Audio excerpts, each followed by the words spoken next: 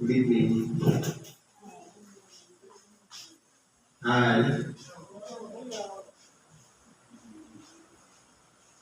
Hello. Sa pangalan po ng dakilang Panginoong Jesucristo, isa mapagpalang gabi po sa bawat isa. Nandito po tayo sa ika-11 unang Sabado ng pagpapasalamat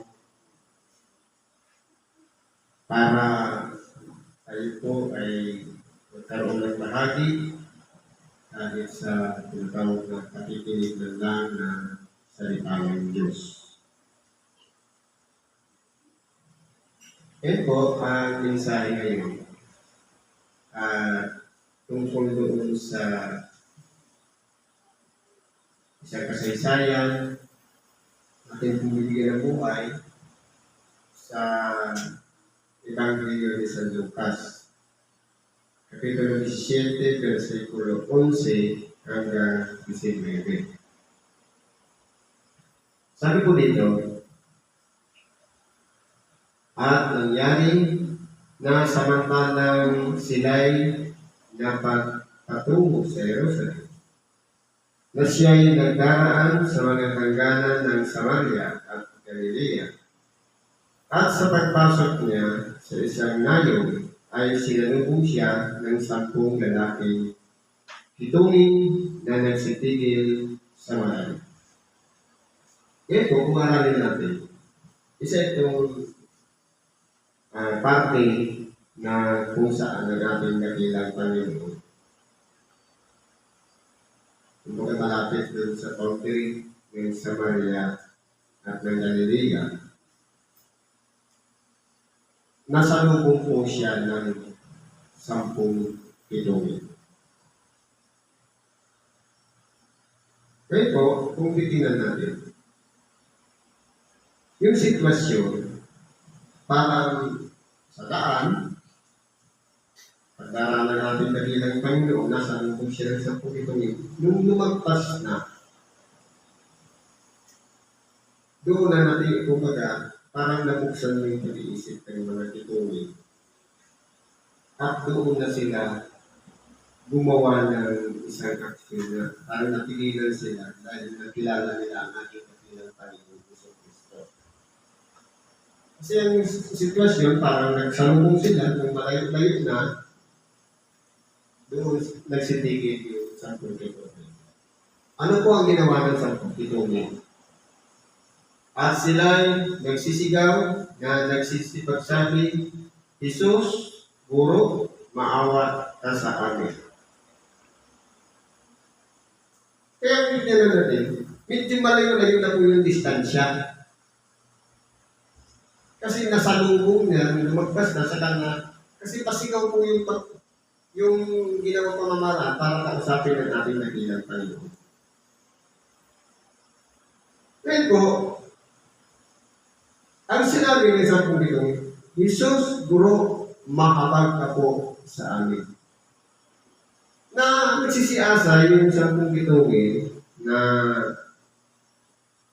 sila paginangin ng ating dakilang Panginoon. Pero kung titingnan natin yung nangyari, sabi dito, at pagkakita niya sa kanila, ay sinabi niya sa kanila, magsihali kayo at kayo pakita sa mga saserdote.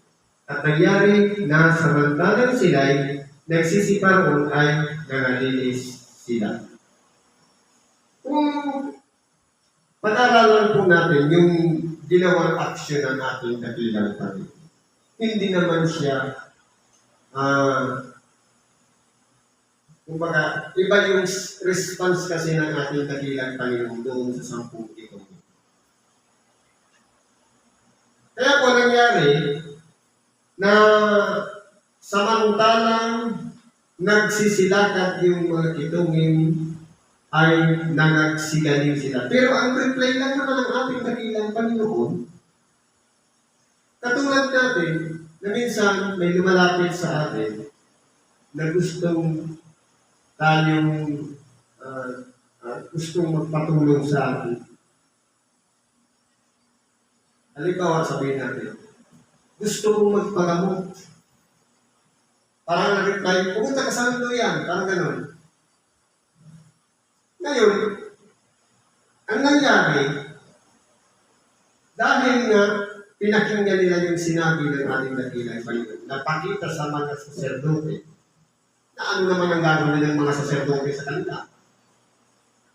Basta yun lang yung reply ng ating dakilang Panginoon, na, kumbaga,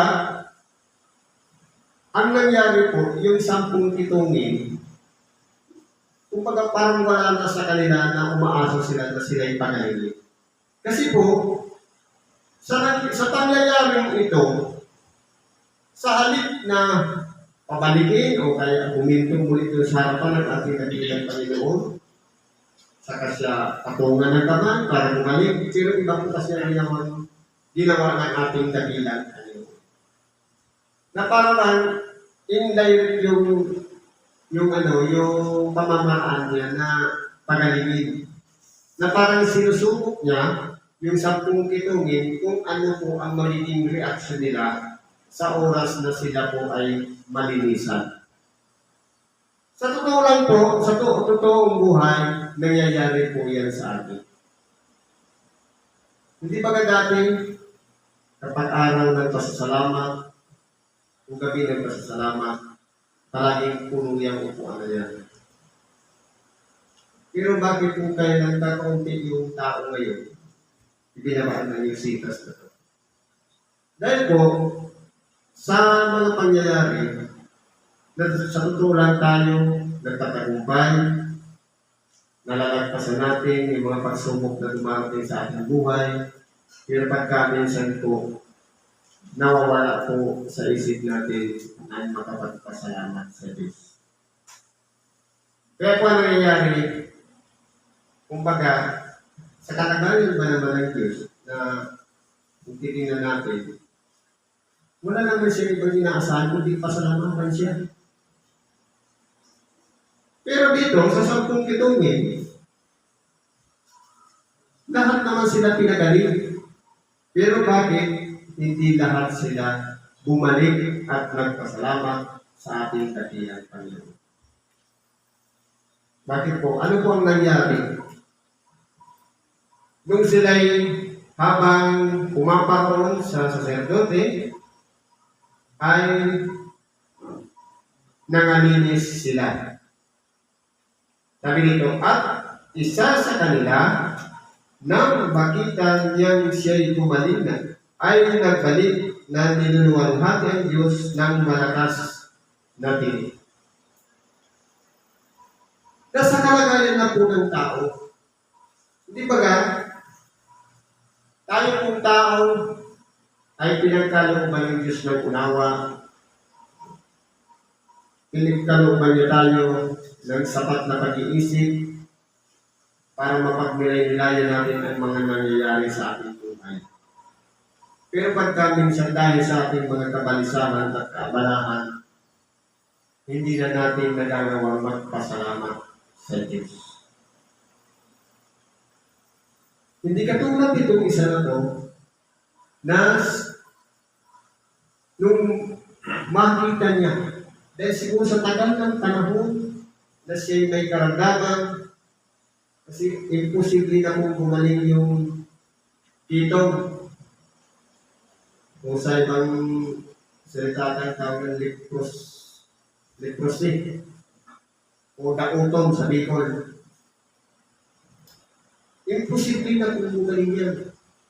Dahil skin disease po yan na parang galisin na namumutik yung balat na katulad ng niebe.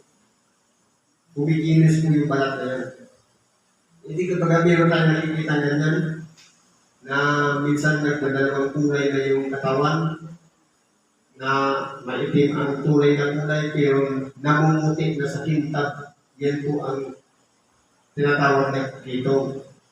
Hindi po yan ang mapagaling. Pero, nung makita nila ang ating dakilang Panginoon, hindi po sila nagdalawang isip. Tawagan ang ating dakilang Panginoon. Bagamat may agwat ang distansya, pero naglakas loob sila sa ating dakilang Panginoon. Marami siguro magkakasama sila dahil iisa lang ang kanilang karamdaman. Iisa lang ang kanilang hinihiling kasi po pinandidirihan yung mga taong may karamdaman ng keto. Dahil po mabilis po siyang makaawa. Kaya hindi na natin dito, parang nasa dugo na yung pagkakaroon ng karamdaman natin.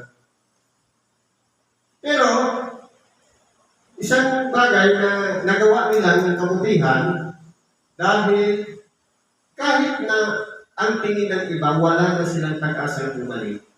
Pero meron pa rin pumasok sa kanilang isip na wala silang ibang tatawagan ang pangalan ng ating dakilang Panginoong Jesucristo. Siguro naman, sa kalagayan natin, ang nangyayari po kasi sa buhay natin, sa oras ng tao magkaroon ng karamdaman, ang nagiging last chance o pinakahuling pamamaraan para gumaling ang karamdaman, walang iba ang lumapit na sa Diyos. Katulad itong 10 kitong marami na rin ang sumubok na sila'y pagalingin. Pero dahil nga nagkasama-sama na yung 10 na yun, kumbaga, hindi na sila iniintindi ng mga manggagamo. Kaya ang nangyayari, hindi na sila naghihiwa-hiwalay na 10. Sa totoo lang po, sa tunay na buhay, nangyayari sa atin. Dahil po, kung maaralin natin ang totoong buhay, marahil meron tayong matututunang aral dito. Kasi simula pa kabataan natin,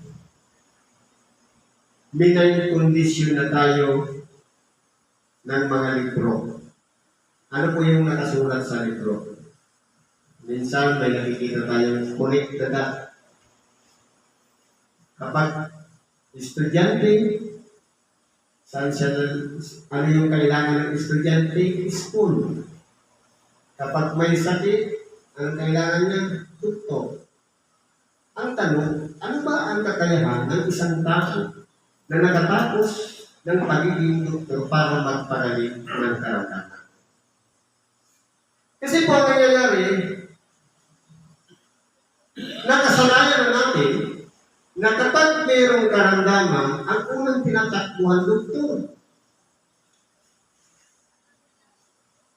Na kung atin pong sasariwain sa ating pag-iisip, binigyan tayo ng Diyos ng kakayahan sa ating sarili na, kumbaga, pwedeng pagalingin ang sarili nating katawan sa pamamagitan lamang ng pag-iingat.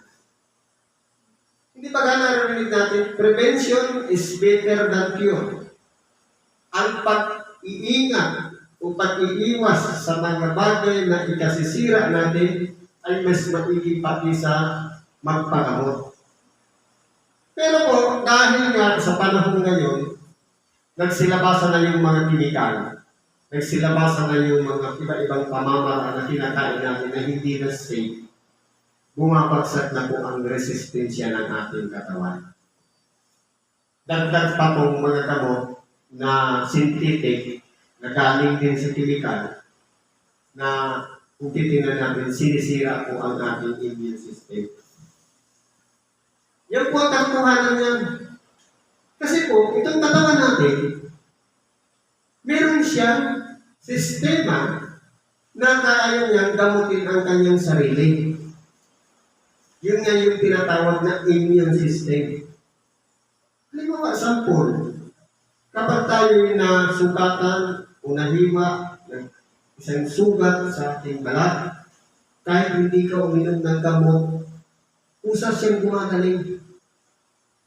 Dahil po, ang sarili nating katawan ay may sarili po siyang doktor na tumutulong upang pagalingin ang ating sarili mga karamdaman. Sana natin nakukuha yung mga karamdaman sa pagkakasama sa ating sariling katawan. Na pagkaminsan, kahit bawal na kinakain pa, kahit mataas ng presyo ng dugo, sige pa rin nagsigis sa mga bawal, sa mga hindi dapat kainin. Na kumbaga, sumusuko na nga ating system ng katawan, kinakain pa natin. Kaya nangyayari na mapahamak ang ating katawan. Bakit ko po ito sinishare? Kasi po, katulad din ito nitong 10 kitungin, na kung saan saka na sila tumawag sa ating dakilang Panginoon kapag huli na ang lahat.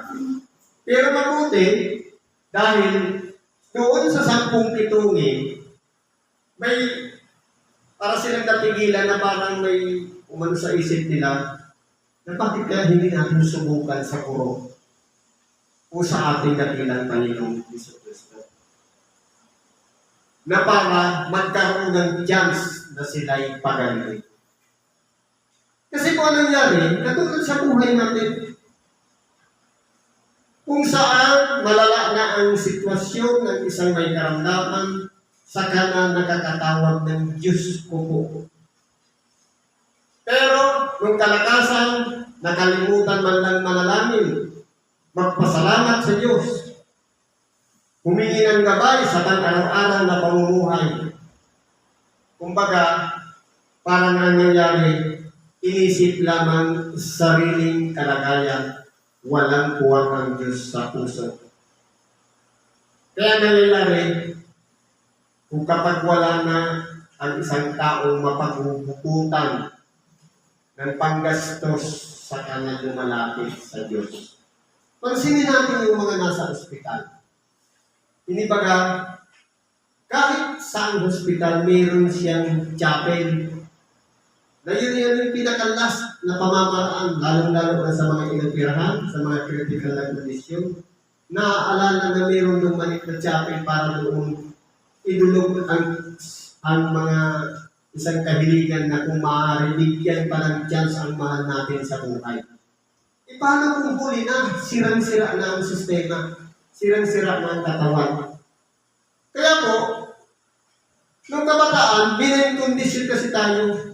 Ang unang nalapitan, doktor, tao lang din, na may kahinaan, nagkakasakit din, nagkakaroon ng karamdaman at namamatay. Bakit hindi natin lapitan? Walang iba ang Diyos na makapangyarihan sa lahat. Nauna, siya nagbigay sa atin ng chance para mabuhay dito sa ibabaw ng sanglibutan.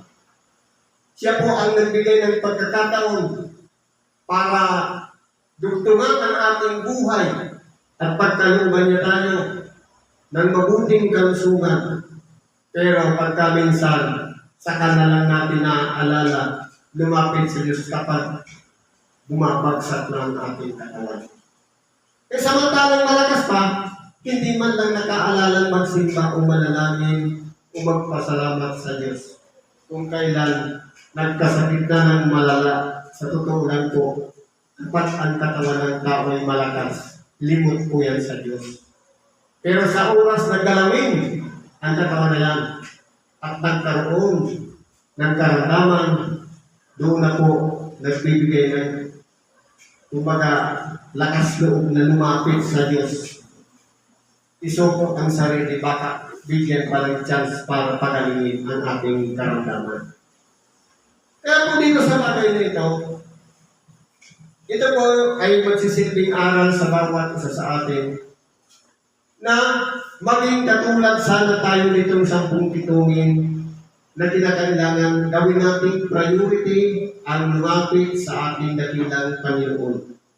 Marahil baka dahil lang sa pagkakasala kaya nagkaroon tayo ng karamdaman na sa inaakala natin mali pala yung ginawa nating pamamaraan na nasira na nga ng mga kinakain nating chemical at ibibigay naman ng doktor, chemical pa rin, hindi mas lalo na natuluyan, nasira na natuluyan yung kidney.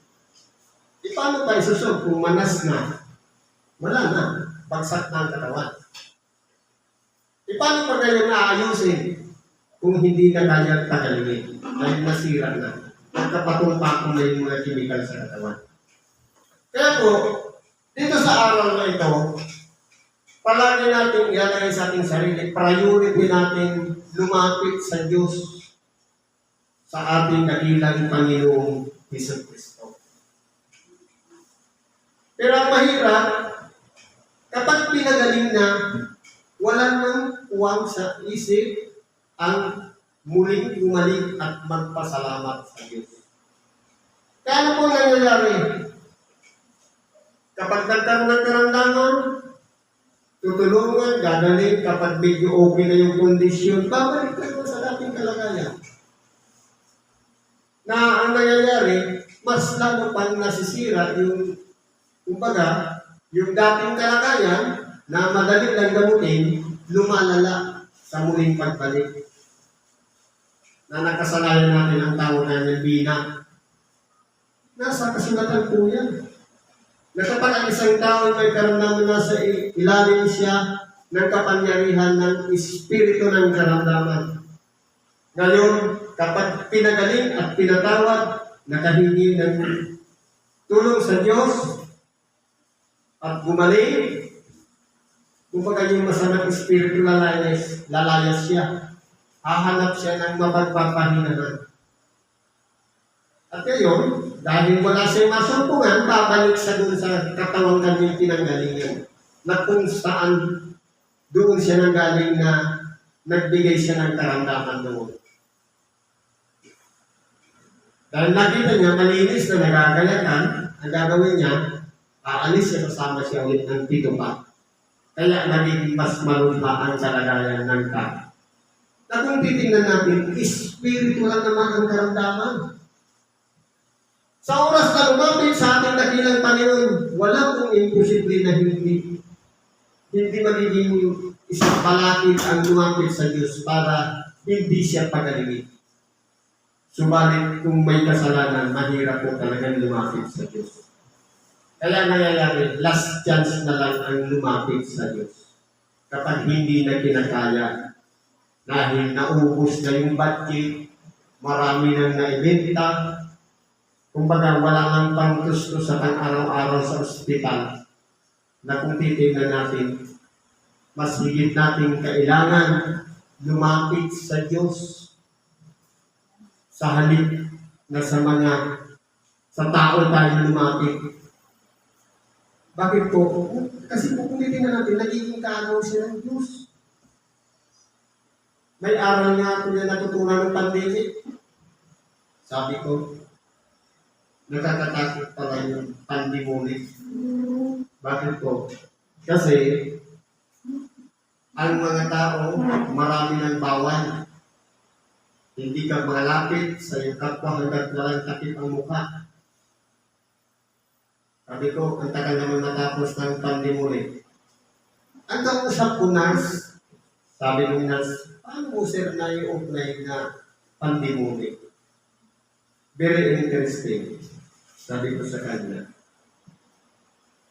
Sorry ma'am, pero ang katotohanan po na magkasalungan po ang aral ni Kristo sa itinataputad ninyo. Kasi sabi ni Kristo, walang masama sa pumapasok sa katawan ng tao. Kahit hindi maghugas ng kamay, pwede. Hindi siya nakakahawa. Pero ano ang tinuturo niyo? Maghugas ng kamay, mag-ingat, at may takip pa dinagdagan pa. Hindi ba na magkasalungan din? Paano mo naman sir masabing pandemic? Sabi ko, pagsama-samahin mo ka ito. Mula doktor, o dentista, hospital, laboratory, o kaya yung pharmaceutical company, DOH, WHO, pagsama-samahin mo yan, yung isa lang naman ang logo niya. Ang pinagmamalaki ninyong isang tong may nakapulupot na ahas. Na kung titignan natin, sa mga kasulatan, may nakatulad yan matandang ahas. O ahas na tumukso kay Eva, na napahamak din si Adam, ang ipinagmamalaki nila demonyo o si Satanas. Kasi kung siya natin yung aral, na kung titignan natin, kapag sinasang-ayunan natin na lumapit tayo sa masama, mas lalo pang pasamaan natin kalagayan. Kaya dapat ang una natin lapitan yung Diyos.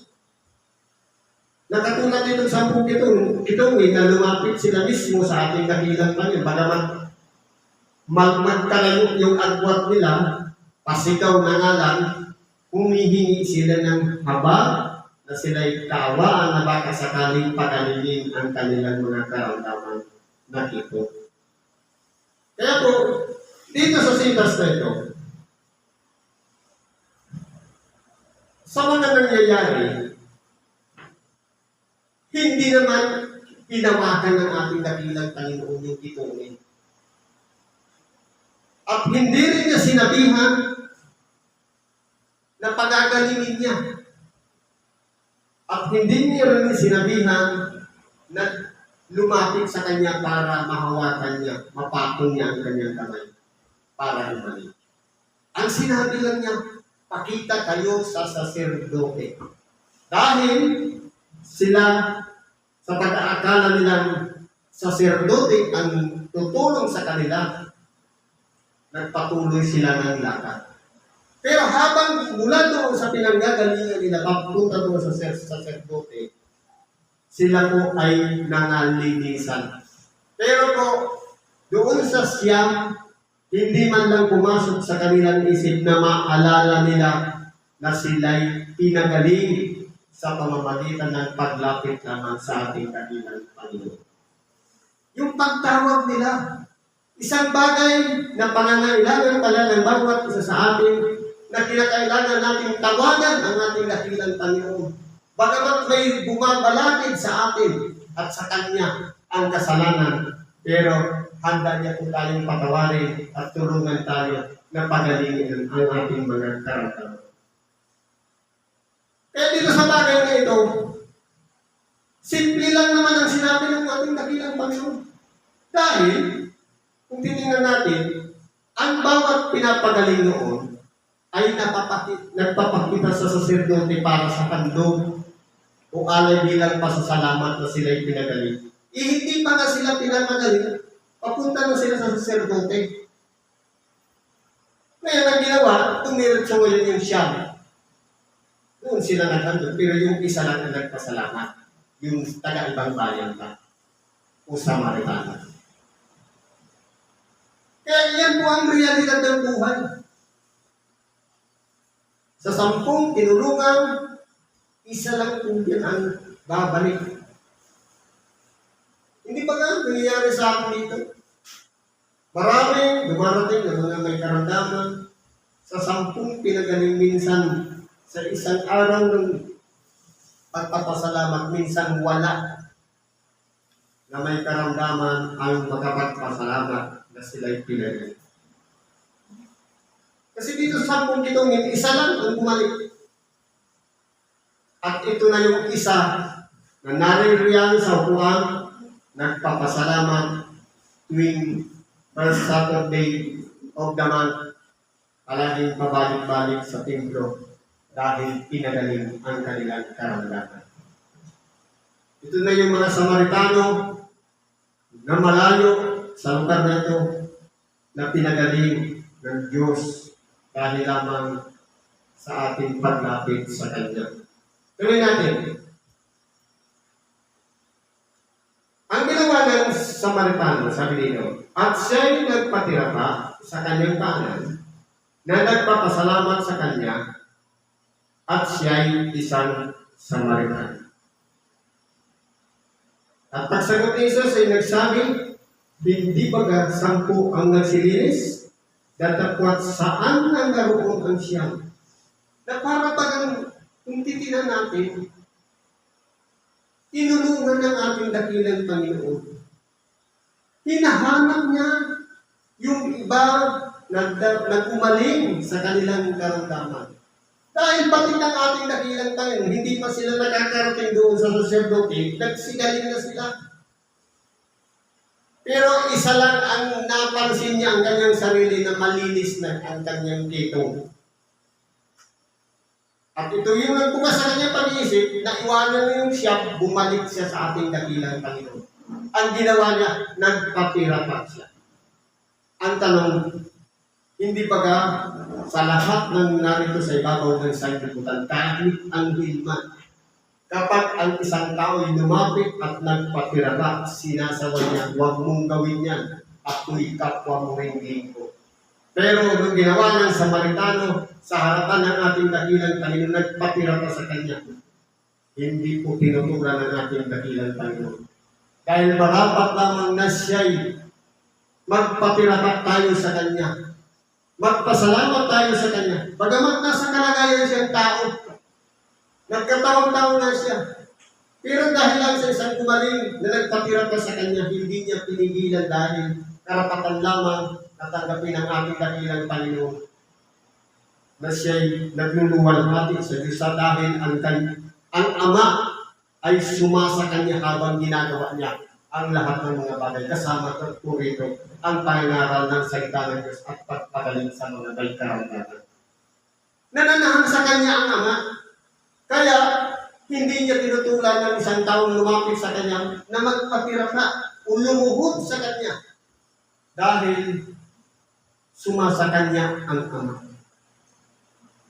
Kung maalala natin, hindi ba kami isang parte sa Bible na nung si Juan may lumapit sa kanyang anghel, nagpatirapat siya doon sa anghel. Anong sinabi ng anghel? Wow, ingatan mong huwag gawin niya. Ako'y kapwa mo rin alipin. Anghel na yan ah. Pero ang ating dakilang Panginoon, nung may nagpatirapat sa kanya, hinayaan niya na magpatirapat. Dahil alam ng ating dakilang Panginoon, na nasumpungan ng taong yaon na gumaling, na nagbalik at nagpasalamat, ito yung pamamaraan niya ng pagpapasalamat ng magpatirapat sa harapan ng ating dakilang Panginoon. Dahil nakikilala ng Samaritano ito na kaya siya gumaling dahil doon sa tinawag niyang guro. Tinawag niyang Jesus. Alam niya yung nagpagaling sa kanya. Kaya po, hindi siya nagdalawang isip na bumalik muli doon at magpasalamat. Dahil wala naman silang ibang nilapitan, maliban sa ating dakilang Panginoon. Yun pong ginawa niya.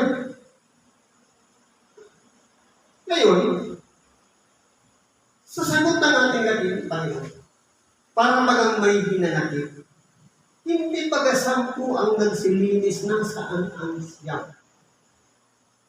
Ito po yung hinahanap ng ating dakilang Panginoon.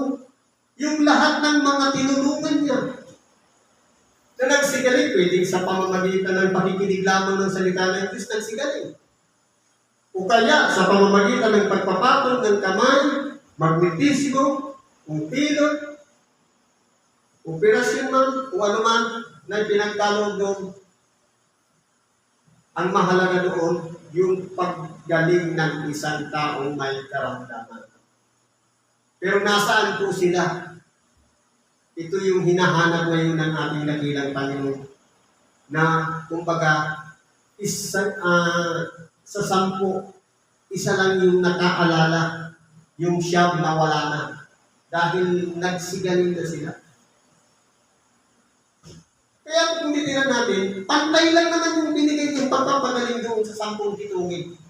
Pero bakit? Yung taga-ibang bayan pa, ang nakapansin sa kanyang sarili na magaling na siya, at ito yung nagbigay ng pamamaraan sa kanya na muling balikan ng ating dakilang Panginoon para pasalamatan sa tinanong niyang kagalingan. Kaya po, katotohanan po kasi ito, sa mga tao na lumalapit sa ating dakilang Panginoon, hindi po talaga bumabalik para pasalamatan siya. Kundi, kung sino pa, yung malalayo, katulad dito, pansinin natin. Meron bang taga rito na pumapasok sa templo? Wala. Yan po katotohanan yun. Yung mga mananayo pa ang nakakapasok sa tito. Ano ba sabi dito? Walang nagbalik upang lumuwalhati sa Diyos, kundi itong taga-ibang lupa. At sinabi niya sa kanila, magtindig ka, yumaman ka ng iyong lakad, pinagaling ka ng iyong pananampalataya. Ngayon paano natin maiuugnay yung huling sinabi ng ating dakilang Panginoon? Ang sinabi lang niya, makita kayo sa saserdote. Kapag nasa daan nagsigaling sila, bumalik ang isa. Ano ang sinabi niya sa isa? Magaling ka, pinagaling ka ng iyong pananampalataya. Nasaan doon ang tinatawag na pananampalataya? Nasamantalang lumatag lang naman sila at nagpatuloy sila. Ang pananampalataya doon, yung porsyon na kung saan tumigil sila at sumigaw. Yung parang porsa na nagtutulak na tawanin natin ang ating dakilang Panginoon. Para siyang porsa na, kasi po ganito po yan. Halimbawa, sa isang manggagamot, halimbawa, manghihilot ka, hindi naman pwedeng sabihin mo kung kasama mong napilay. Oo, hilot kita, marunong ko maghilot. Hindi naman pwede yung kundi, aantayin natin yung pagkakataon na mayroong magsabi doon sa isang napilayan na doon ka magpahilot. Napakinggan niya, analyze niya. Ngayon, yung pagpapasya niya, o parang pulsa na nagtutulak na pumunta doon sa isang itinurok na yun ang manggagamot, ito po ang tinatawag na pananampalataya. Na parang chance, bakit hindi ko kayo itry? Ganun din yung ginawa ng 10 pitungin. Wala nang chance na sila'y pagalingin, pero sinubukan pa rin nilang lumapit sa ating dakilang Panginoon. Ito po yung tinatawag na pananampalataya. Kaya sinabi ng ating dakilang, pinagaling ka ng iyong pananampalataya. Baka na lumabas pa dito, doon sa 10, yung Samaritano pa ang mas malakas na sigaw. Na Jesus, mahabag ka sa amin. Kaya siya lang po ang nakapansin sa kanyang sarili na pinagaling na pala siya ng ating dakilang Panginoon. Mahirap po kasi ipaliwanag yung pananampalataya. Ang pananampalataya po kasi sabi, paniniwala at pagtitiwala sa mga bagay na hindi nakikita. Napakalawak po kasi ang meaning ng pananampalataya. Pero doon sa chance na yun, o pagkakataon na yun, na isang may karamdaman, yung pulsa na nagtutulak, bagamat duda, o may pagdadalawang isip kung nakabahagi ang isipan, pero sinubukan nilang tawagan ng ating dakilang. Yung pulsa na yun ang tawag ng pananampalataya. Kaya tayo po, kapag malakas ang ating pananampalataya, ano man ang karamdaman natin, mabigat man yan kung malumpa sa oras na lalapitan natin ng pananampalataya. Ang paglapit natin sa Diyos na tayo'y pagagalingin, imposible po na hindi tayo mapalalim. Yun po yung susi ng kagalingan ng isang tao. Ang palakasin ang pananampalataya. Kaya po naging procedure natin dito. Kapag mayroong taong lumapit na may karamdaman, nagpalista na gusto rin bumalik, pinupuspos ng Ebanghelyo para yung bagamat mayroong pwersa na lumapit dito. Subukan lang. Dahil sa Ebanghelyo, palalakasin lalo ang pananampalataya. Kaya mas mabilis kung bumalik ang may karamdaman. Spiritual po kasi siya ang pananampalataya na yan. Hindi po yan maipaliwanag sa salita. Pero paano kapangyarihan niya na bumabalot sa ating katawan. Na gagaling ako. Lalo kung binigas ka, mas lalo talagang mas mabilis tinatamo ang kagalingan ng isang tao may karamdaman. Kaya kung minsan pinagtatanong, minsan dinadaan-daanan ko lang ito. Hindi ka alam kung ano ito. Parang nilalagpasan na. Pero nung oras na ng pangangailangan, sabi niya, gusto kong magpagamot. Sabi, bakit hindi mo siguro kayong dinadaan-daanan mo lang? Pumasok ka dyan. Humingi ka ng tawad sa Diyos. Baka sakali may chance pa. Pagalingin ang karamdaman. Kasi marami nang na-dispose. Ari-ari ang mga kabuhayan. Sira na lahat. Dahil sa mali ng aral na natutunan natin. Na may kondisyon tayo dahil tayo kumikita, ang nagiging priority natin, ang nangangailangan natin ng panggastos, ang doktor naman binabayaran, parang ganun nangyari. Libre naman ang lumapit sa Diyos, pero bakit mas nagiging priority yung may bayan? Yan po ang realidad ng buhay dito sa ibabaw ng sarili. Walang bayad lumapit sa ating dakilang Panginoon sa Diyos na makapangyarihan sa lahat. Pero mas pinili ng tao ang lapitan ang isang doktor na palaging may bayad ang bawat servisyo. Siguro ganyan lang nagbabago natin sa oras na ito. Salamat po sa Diyos at naway itintal natin sa ating pag-iisip yung realidad ng buhay. Lumapit tayo, priority natin, kung gawin natin priority ang Diyos sa lahat ng oras ng ating pamumuhay, lalo-lalo na sa mga oras ng pangangailangan. Nandyan lang siya, nag-aabang lang. Nasa atin na lang ang pagpapasya kung sino ba ang magiging priority natin sa ating buhay.